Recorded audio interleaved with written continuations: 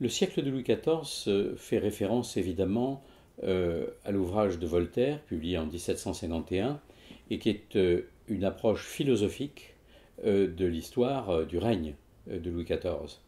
Et au-delà du règne, évidemment, du monde qui s'est organisé autour de ce règne.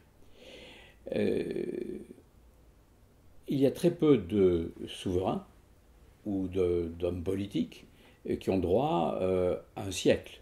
Il n'y a guère que le siècle de Louis XIV et le siècle de Périclès, qui est le 5e siècle à Athènes dans l'Antiquité.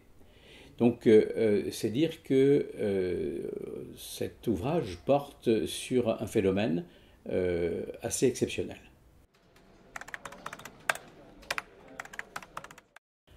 Alors parce que, à l'évidence, le siècle de Louis XIV est bien celui de ce souverain.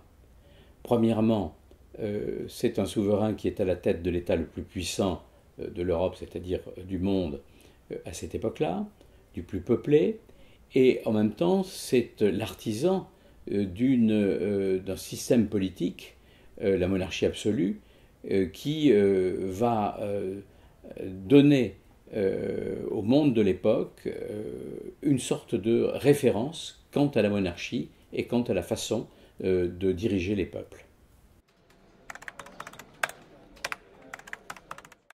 Il y a l'aspect politique, avec l'organisation de l'État et de la monarchie absolue. Il y a l'aspect religieux, avec l'intervention de ce même État dans la religion. Il y a l'aspect international, avec la vision que Louis XIV a de ce que doit être l'ordre international.